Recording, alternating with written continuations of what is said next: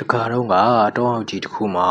ချင်းသေးမင်းတစ်ပါးရှိတယ်။သူကတောရဲ့ဘရင်ဆိုပြီးတရားဝါတွေကိုနိုင်တဲ့စီးနေလုပ်ပြီးနေ့တိုင်းတရားဝါတစ်ကောင်ကိုအစာအဖြစ်စားတော့လို့ရှိတယ်။ဒါကြောင့်တောတွေကတရားဝါတွေအားလုံးကြောက်ရွံ့ထိတ်လန့်နေကြရတယ်။ဒီနေ့မှာတရိษံတွေအားလုံးစုဝေးပြီးတိုင်ပင်ကြတယ်။ရှင်ကြီးကပြောတယ်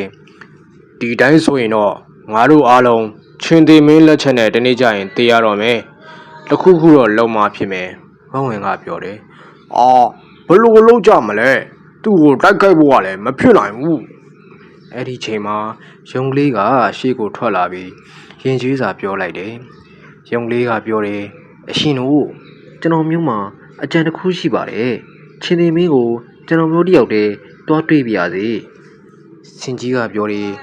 ရုံကလေးရဲ့မင်းကတေးသေးလေးဘယ်လိုလုပ်ချင်းသေးမင်းကိုရင်ဆိုင်မလဲ။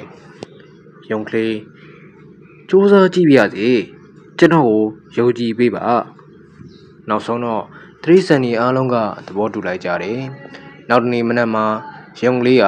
ချင်းသေးမင်းရှိရာကိုတမင်တကာနှောင်းနေပြီးနောက်ကျမှရောက်သွားတယ်ချင်းသေးမင်းကဒေါသကြီးနဲ့អော်လိုက်တယ်ချင်းသေးမင်းဟဲကောင်ရောမင်းဘာလုံးနောက်ကျနေရတဲ့ငါပိုက်စားနေတာမသိဘူးလားရုံလေးအရှင်မင်းကြီးဆေးလျှော့ပါဦးဟဲ့မှာကျွန်တော်မျိုးကိုပိုပြီးတန်ပါတယ်ပိုပြီးကြောက်စရာကောင်းတဲ့နောက်ထပ်ချင်းသေးမင်းတစ်ပါးကဒါစီငယ်လို့ပါချင်းသေးမင်းကပြောတယ်ဘာငါလိုဘရင်တစ်ပါးရှိုံနဲ့ဒီတော့ထဲမှာနောက်ထပ်ချင်းသေးဘရင်ဆိုတာဘာတူလဲနေရာပြစမ်းရုံလေးကပြောတယ်ဟုတ်ကဲ့ရှင်သူကရှင်မင်းကြီးကိုဒီတော့ရဲ့အစ်စ်မှန်ပြီးမဟုတ်ဘူးလို့ပြောတယ်သူ့နေရာကိုလာမြူရဲရင်တတိမရှိတဲ့ကြောက်တတ်တဲ့လူတို့ပြောလိုက်ပါတယ်ချင်းနေမင်းဟာဒေါသလျောက်မျက်လုံးပြူပြီးခုံပေါက်လို့နေတယ်လိုက်ခဲ့အခုချက်ချင်းသူ့ကိုငါလက်နဲ့တက်ပြစ်မယ်ရုံလေးဟာချင်းနေမင်းကိုရေနက်တဲ့ရေတင်းဟောင်းကြီးတစ်ခုစီခေါ်သွားတယ်အရှင်မကြည့်ပါဦးသူဒီရေတင်းထဲမှာပုံနေတယ်အရှင်ကိုစင်ခေါ်ရဲတဲ့တတိမရှိလို့ပုံနေတာဖြစ်ရမယ်ချင်းနေမင်းဟာရုံကလေးညွန်ပြရာရေတွင်းကိုငုတ်ကြည့်လိုက်တဲ့အခါရေထဲမှာသူ့ရဲ့ပုံရိပ်ကိုရှင်းရှင်းလင်းလင်းမြင်လိုက်ရတယ်။ချင်းသေးမင်းကရေထဲကပုံရိပ်ကိုအခြား